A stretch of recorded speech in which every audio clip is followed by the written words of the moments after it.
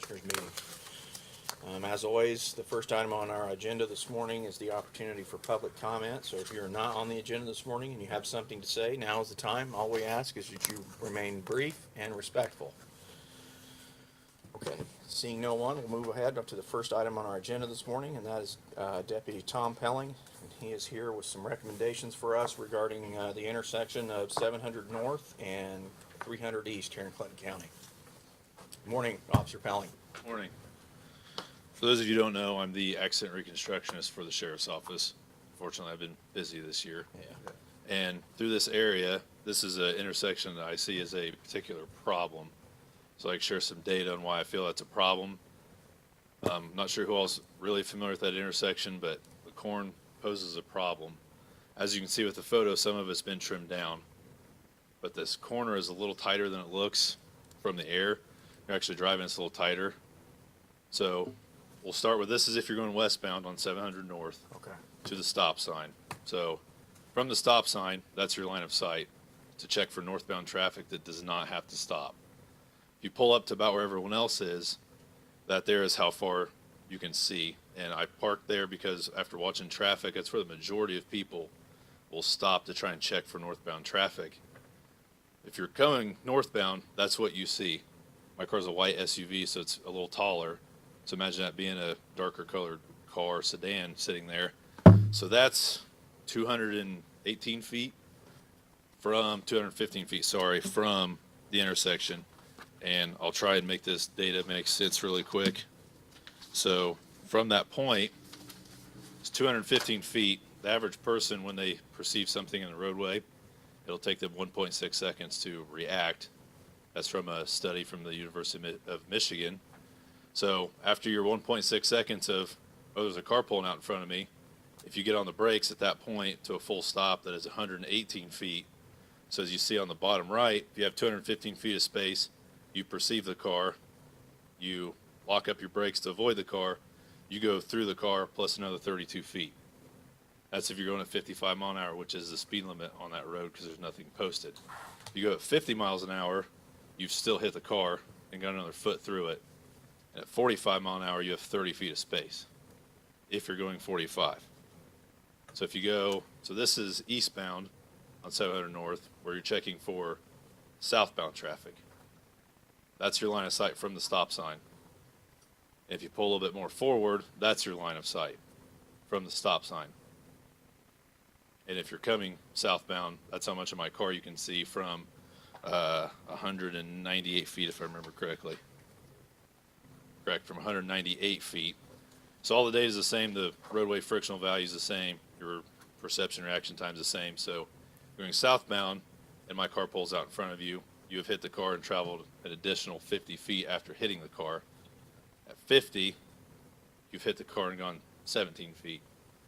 And at 45, you have 13 feet of space.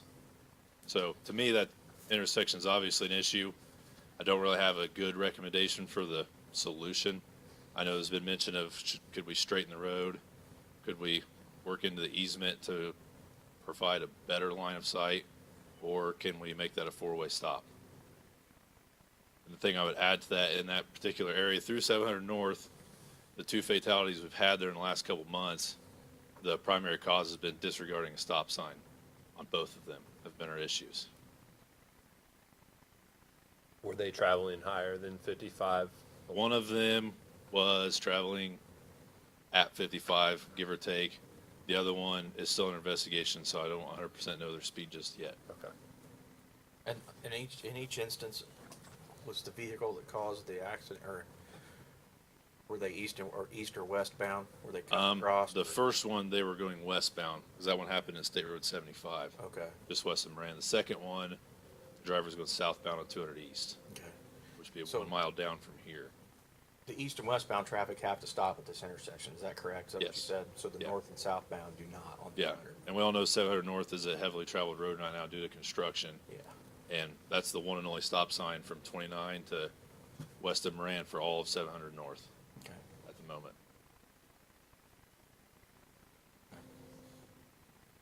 Britt, can you go back to the... I know we have a couple intersections like this in the county, and I thought about just trying to take the jog out of it. Yeah, because I would add, if you go north of Forest on 930 East, that intersection is almost identical to this one, but it's mirrored, and there's a giant concrete post in play as well right off of the road. Okay. And I was curious about the county right away of far as straightening out the jog. I don't know, I'd have to defer. I think our right of way is 75 feet from the center of the road, but I may be way off with that. Yeah. Can't remember. Rick, what is the right of way? What's the county right of way from the center of the road? Okay. Might as well say 18 feet from the center of the road is general. Ah, so I was way off. Only 30 feet of right of way. There may be more there or less. Okay. 75 must be creeks. Yeah, that's drainage easement. Drainage, I think okay. drainage easements. I've not spoken to the landowner on either corner as a possible remedy yet either. I wasn't going to go that route until this meeting occurred. So do you think if we went ahead with a speed study, which would ultimately look at putting additional stop signs there, would be our kind of first step to help I it feel like out? your best remedies would be a four-way stop and better line of sight in that intersection. Okay. But also, that's one of many intersections that have a line of sight issue. Like you go a mile west at 200 East, there's a line of sight issue there as well, but we have not had a crash there where it's been a line of sight problem. Because that was where the disregarding stop sign happened. It wasn't I couldn't see. It was I just didn't recognize the stop sign. Okay.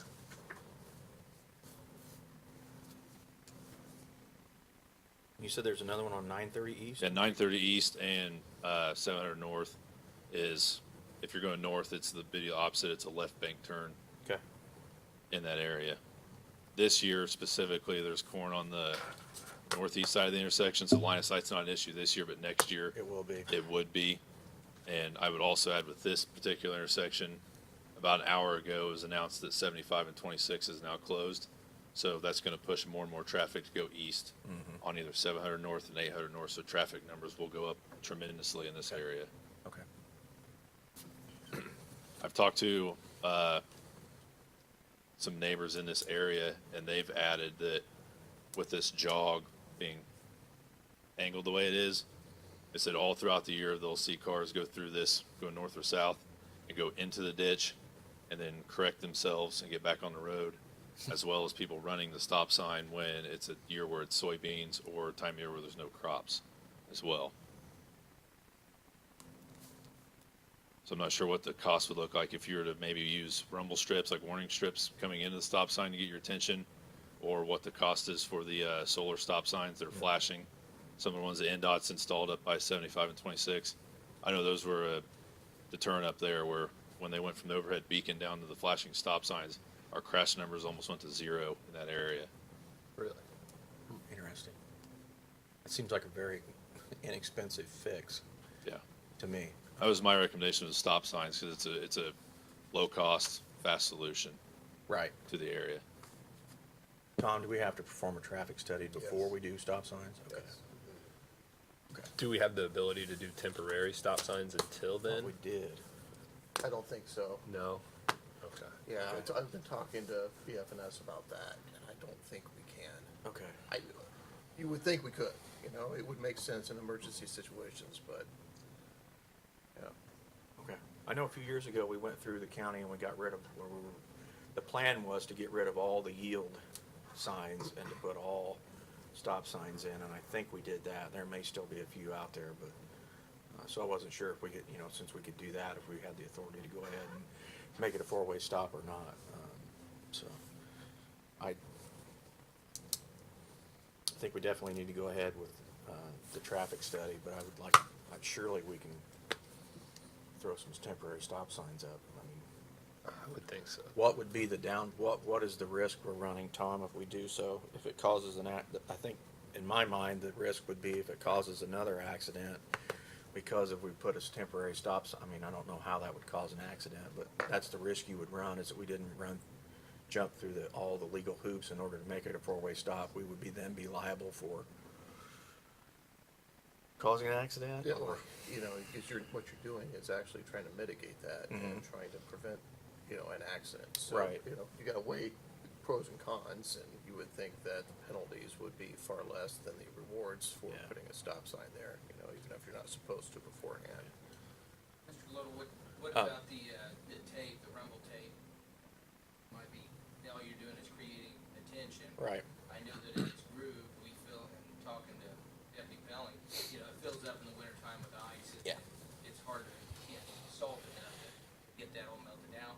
So, I mean, just the tape itself, would that be considered traffic control device or just an attention device? I mean, so, I mean, at least at, 200 feet before the intersection, they're getting that rumble. They're getting, the pickup, I Right. guess, the easiest way to say it. Would that be considered a traffic control device? I don't know. I'll need to, I'd be, Okay. or want to look into that, Okay. sure. And I'd add, if you can do temporary stop signs, does it also give you the ability to put up a stop sign warning sign as well? Because like, for instance, like Moran, that one's, I Right. think, 800 Stop feet it. east of the stop Yep. sign-ish, to let motorists know Hey, there's a stop. there's a sign. stop sign ahead, because I see where you're getting at, where locals could be up and down this road and not realize, oh, now all of a sudden there's a stop sign Yeah. here without warning that there's one approaching. I was thinking there was already one on 700 there. And there is for that way, but if you add the ones on 300, then you're. Okay. But I also would add that the time I spent out there watching, the people that driving north and south on 300, a lot of the ones that were from this area treat this intersection as a four-way already, Okay. because they know the hazard. Sure. Well, that's good. Yeah, and then people leaving, going east and west, you can watch them nudge up as far as they can go, and then floor it to get through that intersection as fast as they possibly can. I've even seen people somewhat steer through the intersection with the thought process. I can understand that if someone's going to come and hit me, I'm already steering, so maybe it's a glancing blow, and I'm not just getting hit in my driver's door by a car coming this way, as I can't see them. Gotcha. Okay. Can we have Rick check the right of way and see what we can do for temporarily to maybe move some corn or make that intersection wider for time being? I'm open for absolutely anything. I just wanted to present the data and Yeah. representation of what the issue is, so you guys have everything you could possibly need from me to make a decision. Okay. Thank you very much. Thank you. Appreciate it. We'll take that under advisement, and I think we've got a traffic study to approve on the agenda this morning, so we'll move forward. I appreciate it. Thank you. Yep. Thanks, Thomas. Okay, next on the agenda this morning is Susan Grasham. Coach Kids update. Good morning. Morning. My name is Susan Gresham. I'm the executive director at Coach Kids, and we are Clinton County's youth mentoring agency. And as you can imagine, this year's been full of challenges to have one-to-one mentoring and struggle to get one-to-one. So we're excited about this next school year. We have mentors that are going to be able to go into, as well as high school students that are able to mentor, and 3 out of the 4 county schools have opened up to us, at least for now. So we're working at getting those kids matched and working in the high schools. We also work with our high school mentors. We have what we call Coach Kids Club that meets once a month, that we check in with them, make sure they're meeting with their mentee in the schools at least once a week. And we're also working on interpersonal skills and citizenship. We like to talk about different resources that are available in our community that our young people may not know yet. So we take that opportunity to help to grow. They aren't just our volunteers of the future, they're our current volunteers. So we love to have that. And that's our school-based program. We're hoping that we can get over 100 kids matched. In a good year, we were running over 200, but obviously that's just not going to be possible this year. But we're excited. We have great volunteers, both adults and kids, and we're excited about that. Our other program is called Community Hope. It's community-based mentoring, so it's 4 to 6 hours a month commitment for our adult mentors. And the kids get referred. We do take referrals through probation. We work with the probation department, but we also take parent and guardian referrals. And students can actually refer themselves if they feel like they're in a situation where they need encouragement. They go through an interview process with our staff, and we do our best to match them with a mentor that shares interests, because our goal is to give them hope. This year we adopted a statement of our core values, which is hope, belonging, grace, and well-being. So trying to give our mentors the resources they need to be able to offer those things to the kids in our community. And this year we're trying a new pilot program. Something that we have found with our matches has been that kids sometimes, for grades 9 through 12, they need help looking for the positive aspects that they have to be able to look for career or college. And so we are working with local mentors that are interested in once a month meeting with a student who has sought out a mentor and is, look, the example that I use is we've had several different students who they can get 21st Century Scholar, they can, get accepted into college, and they get on campus and they can't find a parking spot. And that seems like a silly thing, but it happens. I mean, it's happened to our kids, and I get a phone call and they're considering not going back to Purdue on scholarship for engineering school because they didn't even know to look up parking. So they don't even know the questions to ask before they get in. And you might ask how that is a part of this program, but it's making a relationship with an adult in the community that will talk about those things. We'll talk about a pathway, like what does it take to be a doctor? Like I think sometimes kids think, I'll be a doctor, I'll put on a stethoscope and I'll put on a white coat and I'll be a doctor. And they don't recognize that it takes 10 years of commitment, it takes different schools, it takes residencies and all of these things. So we want them to be successful. So if they want to be a doctor, we're going to provide them with someone who will talk through, where do I go to school for that? Why would I choose this school over that school? How would I get that extra training? How would I sign up for registration? I've got kids in college right now and, we signed them up and paid the extra $400 or whatever for orientation because we knew that would be important for their 4 years.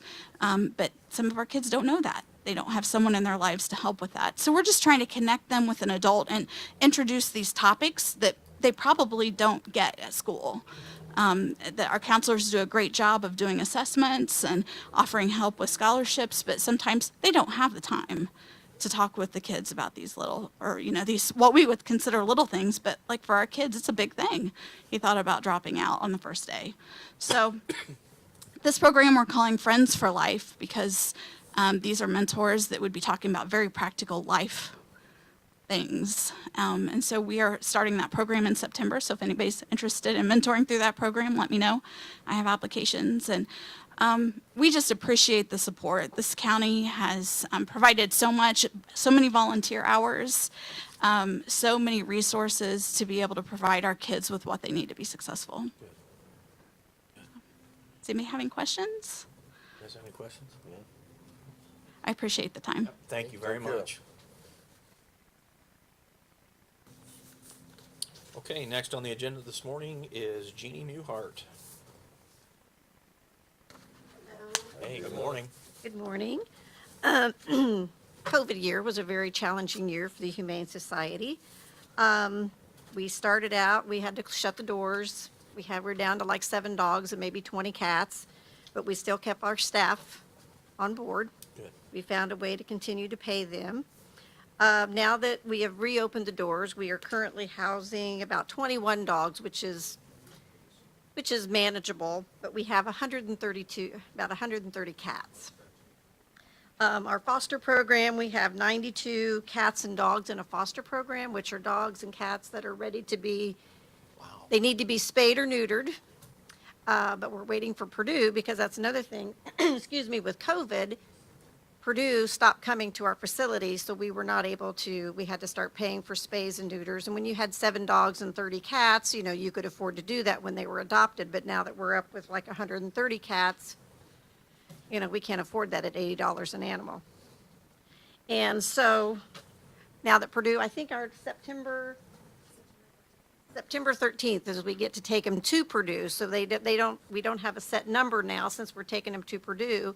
We can just take whatever needs to be spayed or neutered over to Purdue. They'll do at the facility there. Then we get to bring them home, and that's free of charge, which is helping us out in our budget, tremendously. As far as animal control numbers, I sent over a flyer to you guys. I don't know if you received it. Sure But did. currently from January to the 31st, we have actually spent $63,000. That's part of our employee wages, animal control expense, utilities, microchips, Every animal that gets adopted, we microchip them so that we can, if they ever get lost in a community anywhere else, because we have a lot of people that adopt out of our county now. Our animals are really healthy, and the word has gotten out, so we have a lot of people that come. So if they get lost, they're microchipped, and we can help them get back to their original homes. The food and supplies for the animals, and I mean, it goes all the way down to the vet expense. And the spay and neuter expense is way down because of Purdue and the animals. We look at animal control calls for the full year. We've had 147 calls within the city and only 67 in the county. I will tell you, a lot of the city calls, when I was going through and I was looking at the report, there are repeat offenders. You know, they're people that constantly were going back to their house because of animal welfare checks or animals not being taken care of, you know, so it's usually always the same houses that we have to go back to. We are looking towards the future. We actually, with the van that we received from, I think it was is it the police department? It was the city gave us a van. So we have a quote from Mavron, which I did not give this to you guys earlier. I just got the quote this morning. But currently, when we go on animal control calls, we just have cages in the back of our van, which is not safe for the animals, and it's really not safe for our animal control officer. So we've contacted Mavron, who does, they do installations, and so we got a quote for $21,000 in order to put a stainless steel cages into our van that was given to us, and that way we can transport them pretty safely, and also with the animals. And it only has 5 cages, but it's got 2 larger ones for dogs if we have to pick up larger dogs, and it's got smaller ones, so if we have to pick up any small animals or cats, you know, we normally don't go pick up a lot of cats, but lately we've been getting calls right and left for cats. So we do have a new director, Cheyenne Taylor. She is our new director. She's also was our vet tech that we had. She's doing an outstanding job, and we really appreciate all the work that she's done for us. So does anybody have any questions? Where does all your funding come from? $100,000 comes from the county. The rest of it is through grants that we apply for, which, you know, every once in a while we'll get lucky and we'll get a grant. We're going to actually, for this $21,000, we're going to apply for an SIA grant, which we received, I think, $8,000 maybe 2 or 3 years ago to work on our fencing out there. It comes from donations. A large part comes from donations. We've actually now got 2 big fundraisers that are huge for us. We do a golf outing once a year. This year, I think we made $8,000, close to $8,000 this year. That was our profit from the golf outing this year, and we're getting ready to do another fundraiser, which is called, I have to make sense. Every time I say it, I want to laugh, but it's Party on the Pot. It's potty, not potty, but P-A-W, potty on the patio. Every time I see it, I'm thinking everybody thinks we're going to go potty on the patio. But, so it's going to be out at Arborwood, That's coming and up, we right? actually have September 30th. September yeah. 30th. It's $50 a person to come, but we have a guest speaker coming. It's Dr. Jeff from the Rocky Mountain Vet from out in Colorado. He's actually going to come, so that's going to be a nice fundraiser for us. But most of it comes from just donations and adoption fees. We currently charge $130 for adoption for dogs. Puppies, which if we get puppies, I think those are $300. But they're all, that's everything. They're vetted, they have their rabies shot before they're adopted, they're spay and neutered, they have microchip, they've had all their puppy boosters and everything, but that's included. So $130 is pretty cheap for an animal. Yeah. Yeah. And so, but that's where our funding comes from. Claims for people that happen to want to claim their animals. So we charge a fee for that. You know, it's $20 a day, I think, for a claim.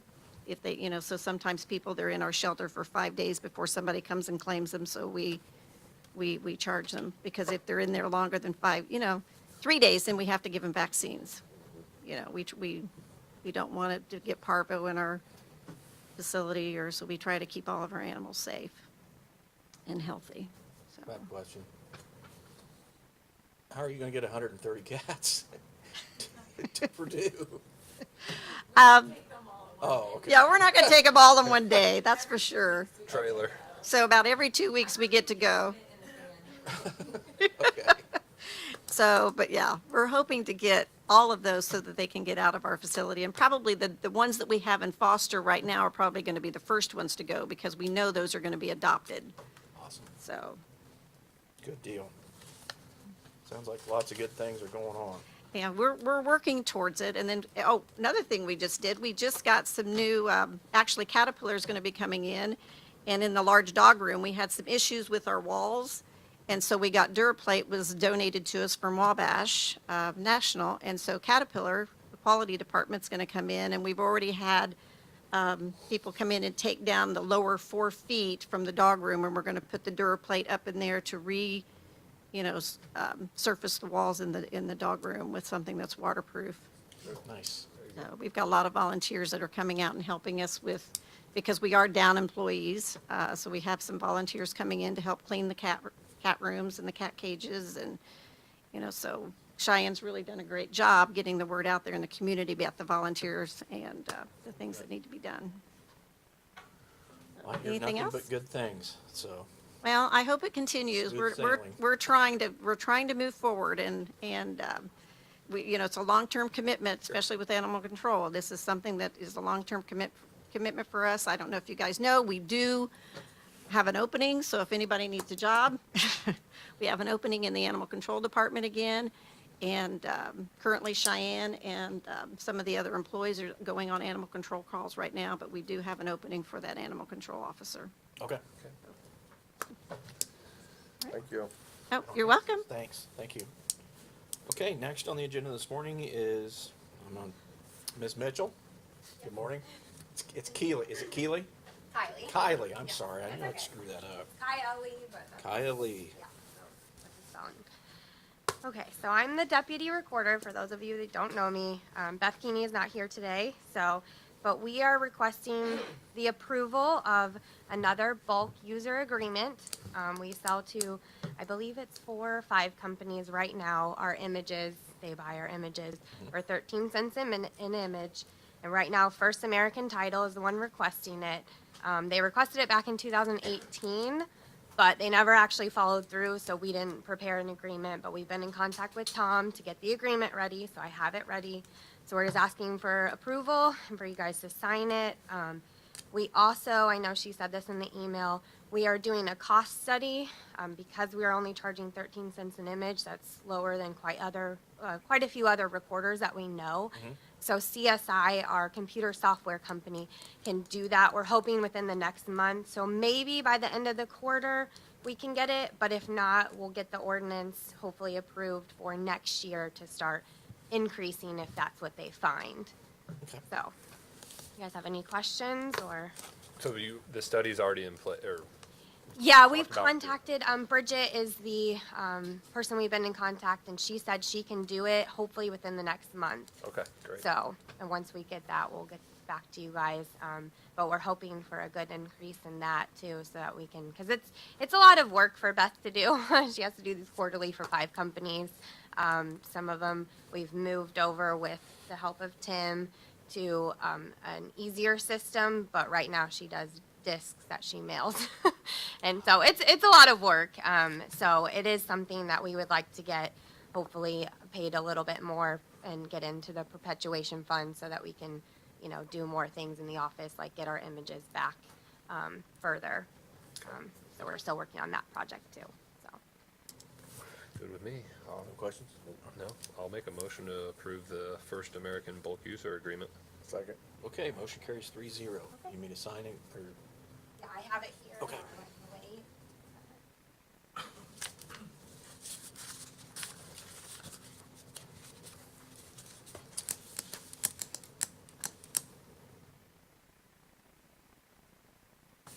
Mark.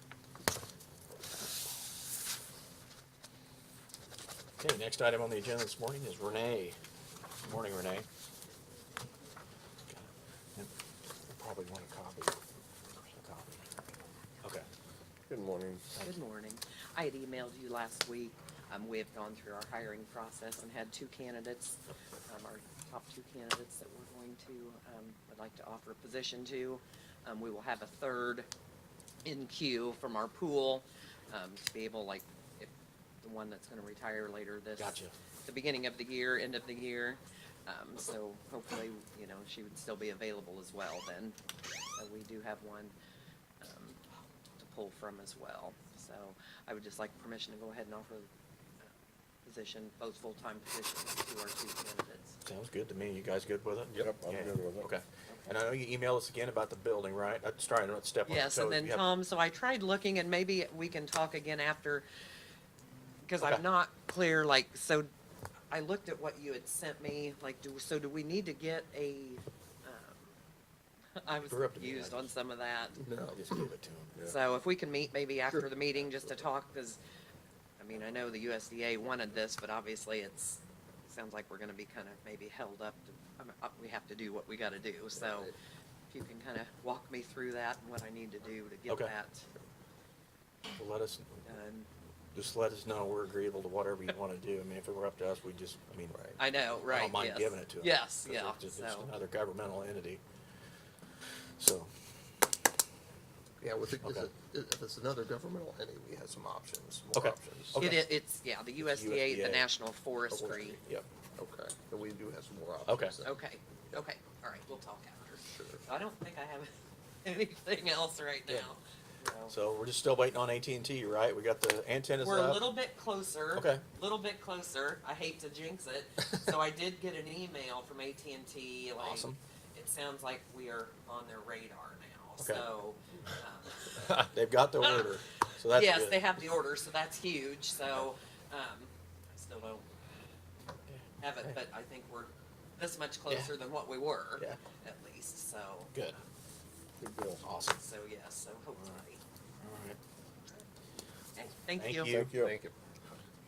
Okay, next on the agenda this morning is Mr. Rick Campbell with the county highway update. Good morning, Rick. Couple things I need to get signed. Okay. On Bridge 21, the scoring was completed for the proposal and was just submitted. There were 6 responses, and NDOT approved BF&S, and the NDOT gave us the authority to negotiate with them. And I would like to note that in that negotiation process, Butler, Fairman, and Cipher was approximately $50,000 cheaper. Bridge 21 would be a federal aid, 80% federal and 20% county. Then I have the bridge plans for bridge number 36 I need signed. That's all I got today. Which one's Bridge 36? 950 West, Rutan area. Okay. You got blue pen? I do. You need to sign first. What is it? That's for Bridge 36. Tom has looked these over. Yeah, Tom's got them. Do we need to sign those? Yeah, these were for 21. You got 21. Right.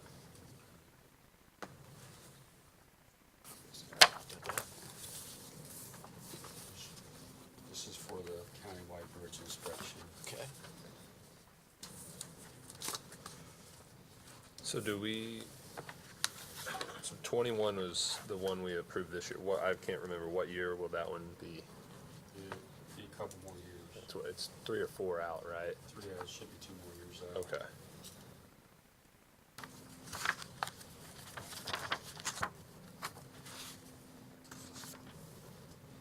Yeah, Mark needs to sign that still. And Jordan. on Bridge 21, you said BF&S was 50,000 different than what? You have signed it, will you? Okay. So they both submitted proposals for it? Yes, Was there a third proposal or just those two? there was 6. 6?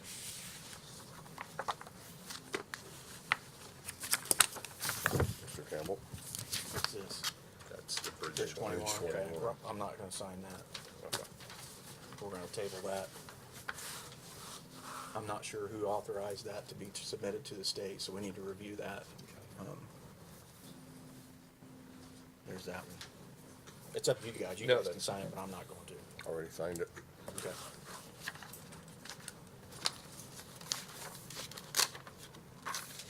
We can still table it though at this point. I would, Yeah, be my I'll make a motion to table preference to it. table it. okay, second.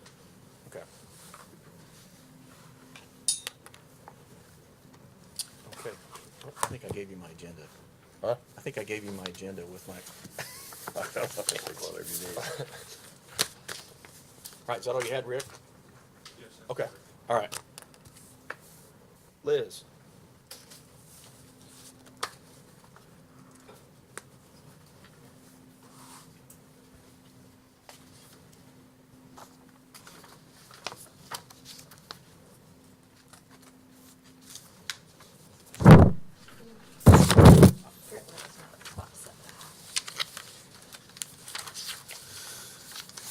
Is this Rick's? This is Wednesday evening. Yeah, that is. Yep, that's fine. Hey, Rick, where's your?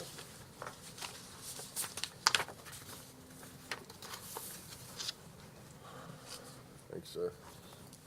All right, this will look super familiar. So I think most of you were at the council meeting, and then I emailed it out as well, but just trying to make sure I'm thorough. So just to officially let you know, we're having our, it'll be a meeting at Clinton Prairie to present what BFNS has so far, what we've worked out in terms of alignment. It's a presentation of where we're at. The goal is to gather feedback.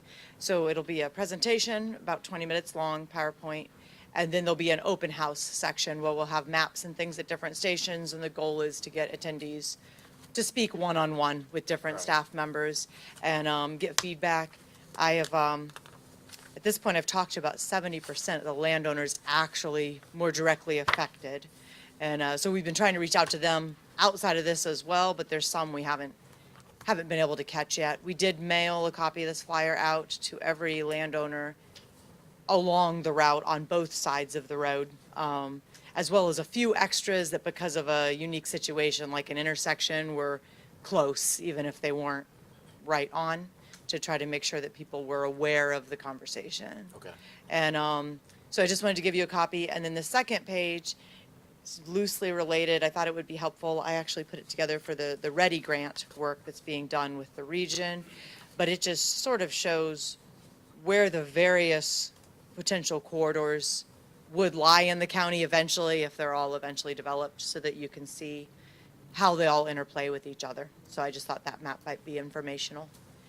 Unless you have questions about that, I think I just wanted to keep you in the loop. Okay. And then the only other item that I have this morning is just for your information.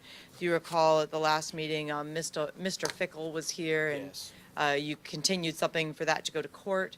And court was rescheduled for September. He called and noted that he had contracted COVID, so he requested that be pushed, and the judge granted that, understandably. So I wanted to let you know he won't be back, I assume, until we conclude that.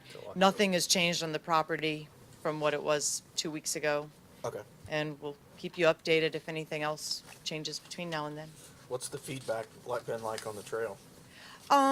So it varies. Whenever you present something new, no matter what it is, and we've all kind of been through it, you usually get your most extreme response. I've heard a lot of rumors, haven't had many calls actually in the office, and my name and number are on the form. I've received one person who called, super excited, who lives nearby, he filed a letter of support. I've had one email from somebody who's concerned about speeding traffic and filed a letter of objection. Otherwise, it's been crickets in terms of the general public, but they know there's a meeting coming, so I expect, they may be waiting to engage there. Of the landowners I've spoken to, if I look at the 38 total that are affected, I'd say about 50% of those are open, conversing, some supportive. I have 3 that are completely dead against. One of those three is still willing to have a conversation about if it goes through, what would work the best over that property. The other two are not willing to come see the plans as of now. That may change. I told them both if they change their mind to reach out, I'd be happy to talk to them.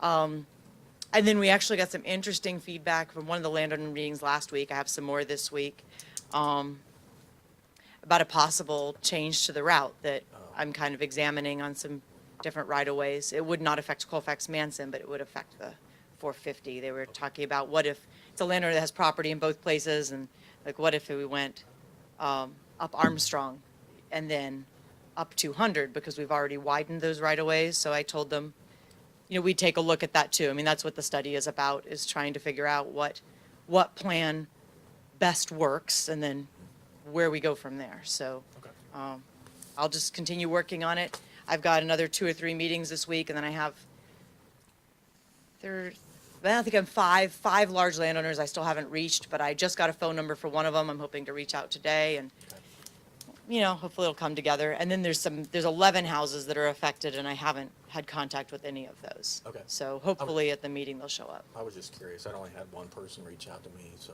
Yeah, I kind of expected I'd hear more once that went out, but, they may be coming to the meeting. I expect we'll have a group there. Sure.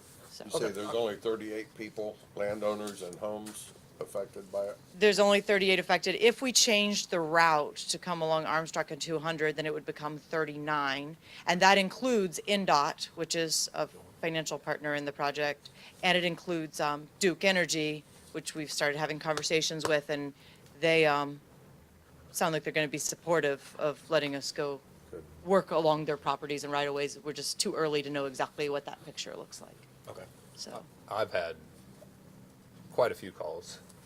I would say it's split 50-50 at this point in terms of people for and people against that I've received calls from. can you, if you're able to, and I mean, up to you, but it would be helpful to me when you get those calls, if you can write shorthand, like where they're at in proximity, and then whether they're for or against, and pass that info on, because I've been trying to track feedback and location so that when we bring this back to discuss it at the end of the study, we have a complete picture of not just how people feel, but where they sit in proximity as well to help figure it out. If you're able to do that, it would be helpful. If not, I understand. Yeah, I'll let you But- know. They're mostly either landowners or tenants of property in there. Perfect. So- But I'll compile a list and get it to you. I'd say your split is probably matching what I would expect, so I appreciate it. Yep. Anything else from me? I do not. All right. Hope you have a lovely morning. Okay, thanks. Liz, Okay. I think you dropped a card. Yep. Old business. You guys have any old business? Do not. No, Tom? sir. Okay, we'll move on to new business. We've got, we need to approve an addendum to the Braden agreement, and, which is for our printer, copier, scanner, fax, you name it, do it all, one stop. For the extension office. And this is specifically for one machine, is that correct? Extension office. Okay, the extension office, which we're still not clear on. Yeah, I'm gonna deny it because I'm still unclear. I think we need to, Myers is getting a bill for $9,800 for it, and this is $8,500. Why is he getting? Because they said the water damage ruined it. and there, so there, There's only like a little over 5,000 left on that lease. That's what they said. I don't know. I'm not happy with Braden at all. The copiers. I just think there's two people paying for this machine, and they're wanting us to pay another $8,500. And I want to be fair to the contractor that had the leak, and I don't think we are if we okay it. How are we not being fair to him? Well, if he's got to pay it for the machine was broke when we got the water damage. yeah, that's what I didn't understand. It There's seemed like the 5 machine parts was laying all already- around the machine. The machine wasn't working when it got damaged. Yeah, but I don't know. I think it needs ironed out through his adjuster or something. I'm fine waiting, but I do think that the extension office needs to have, Yeah, I think it's told on him the to way. seek out and try to get It's a, ordered, it'll take about 6 weeks. but it's so- this one. This is, So we need to the one talk that's to ordered is Braden. this.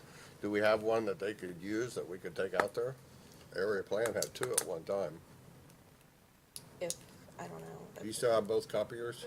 I do, but because we haven't used the grade one at all, because it just doesn't work as well, so, but our one that we had been using, we just had a hinge fail in the door, I've got a call to get it repaired, so we're actually using the grade one this week for the first time. So, if I can get my other one good fixed to know. though, I'll make that call today, I would be more than happy to share one of those with whoever needs it, if that helps. So. I told him try to just get a loaner and lease one for 6 weeks or whatever until, I mean, that's my understanding that they but it takes 6 weeks got a to get one. loaner, yeah. For now.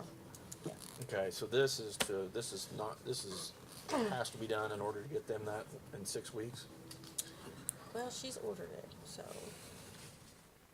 I mean, we could talk to them and try to iron something else That's out. what I thought we were doing, is trying to figure out what copiers, what we're doing on it.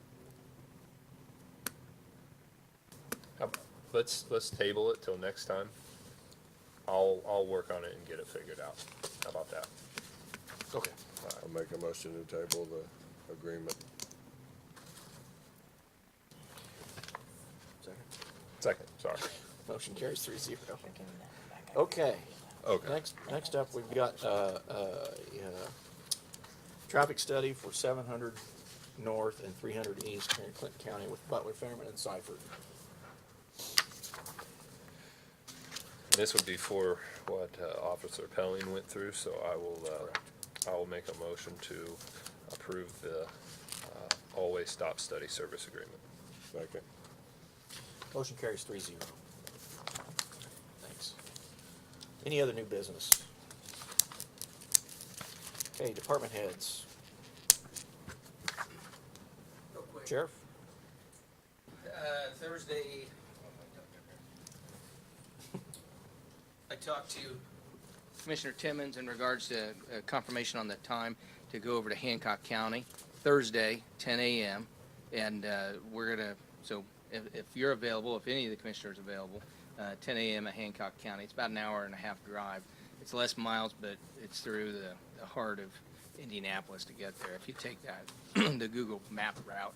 So with that, we're gonna run over there then, and they're still open to make a later date for you guys if you wanna go over at a later date. But Thursday was the time we could get it in there, so we're gonna run over there, check it out, and then probably back, so. But other than that, the padded cells will be done hopefully in the next week. One's up and operational, and that, so other than that, we're hammering away there. So one's painted and done, waiting to. Yeah, I think they're painting the other one this week. Friday, we got the first coat on our one. So it looks great. Good. And then you have to remember it is padded cell. Okay. So- It is what it is. Yeah, it looks nice, but we did pick some good colors, so you guys will have to stop in and Yeah, visit, we will. just to visit. But other than that, talked about the trucks. Got a confirmation from Kelly Chevrolet in Fort Wayne. Vehicles are done. They're waiting on shipping, and September is earliest we'll see them, which it's okay. And we're going to get them. We'll be okay until we get them. So other than that, I think we're ready to move. That's it. That's all I got. Thanks. Thanks, Sheriff. Any other department heads? Greg Miller? I think you got the interlocal agreement meeting that we had with Rossville. I think we got that sent out, and then the Yes. meeting went fine. They were taking that for their membership. Okay. If there's any other questions, but they had their attorney was there, and he was happy with that, and went through the insurance issues. They did ask with the maintenance agreement they put in there for routine maintenance, they have an ambulance that's down because of electrical problem. Oh, yeah. Like 2 years ago, they wanted to know if we would fix that. I said, no, we would not fix that problem. But what they would be maybe interested in, we have one of the ambulances that we did not trade in, one of the older ones that we have stored down in the main building. They would be willing to maybe put that ambulance out there, so that would be fully used. So Okay. that way that we have 2 ambulances still out there in Rossville. So I thought if we're gonna store it someplace, it'd be a good idea to store it there and still could run. Okay. That. So, and I think the other thing was, the other punch list for the building on the east side, that's been completed. occupancy probably in 2 weeks, and so that should be Nice. probably next week, so we're ready to start moving things out there. Dr. Crenshaw, I was out there on Saturday, Dr. Crenshaw, all the parking was set up, there's been no other issues out there, so Okay. that should be up and ready to run. So we'll start getting beds, everything else out there that's ready to go, so should be doing on there. Good deal. I've talked to several people on the east side, and they're excited about having that open. Yeah, we ought to have an open house like we did. Yeah, I think, I got the sign, I went out Saturday and mounted the sign on the outside, so Yeah? everybody now knows it's not like a Jiffy Lube or a restaurant. Dollar General. I know what it is now, so there's no question there, but, yeah, we've talked, to several people there, and Okay. they said they thought that would be a good idea, so I think. We've had Mrs. Robertson from Forest Township. She was interested in that. So, yep. I think it's a Yep. great idea. Yes, me too. Dispatch is very excited about it. Yeah, good. You need to come out and see it. Yes, we will. Any other department heads this morning? Rodney?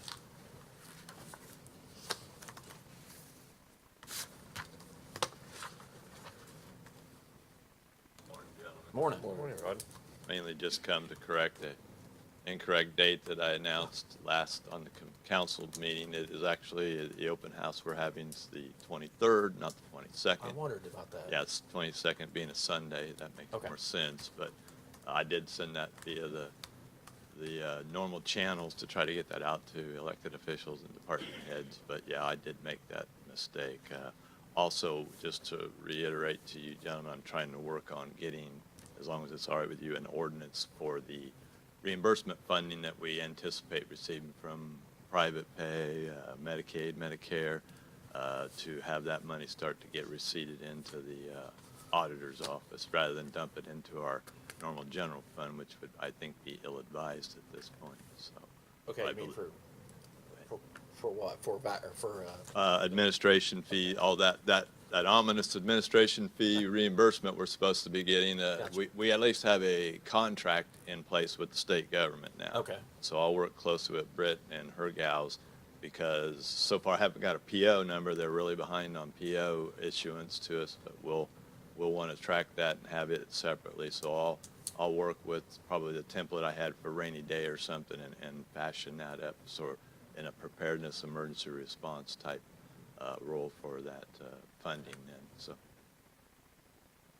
And then any That's a other good question. questions that you may have? I don't. No, Okay. thanks. Thanks, Rob. Thanks. Any other department heads?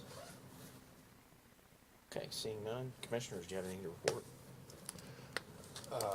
We have a meeting in a couple weeks on the grandstands for the fairgrounds, so Oh, cool. we're moving forward with that.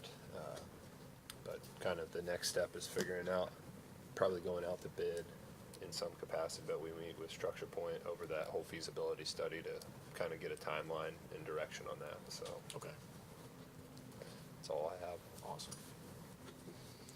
Rick, I had Rick on the brain. Mark? Okay, we'll move ahead to claims. We have claims dated Friday, August the 8th, in the amount of $24,142.25. We've got Friday claims August 13th, in the amount of $12,785.70. Biweekly claims dated August 16th in the amount of $515,441.65. We've got court claims dated August 16th in the amount of $19,935.49. Motion to approve the claims. Second. Okay, claims are approved 3-0. In the matter of payroll, we have payroll dated July 30th in the amount of $412,071. I'll make a motion to approve payroll. Second. Okay, payroll's approved 3-0. We have Board of Health payroll dated July 30th, 2021 in the amount of $799.96. Motion to approve. Second. Okay, Board of Health payroll is approved 3-0. In the matter of minutes, we have minutes dated from August 3rd, 2021. We'll make a motion to approve the minutes. Second. Okay, minutes are approved 3-0. Any other business that needs to come before the commissioners this morning from anyone? Okay, seeing none, I'll entertain a motion to adjourn. Motion.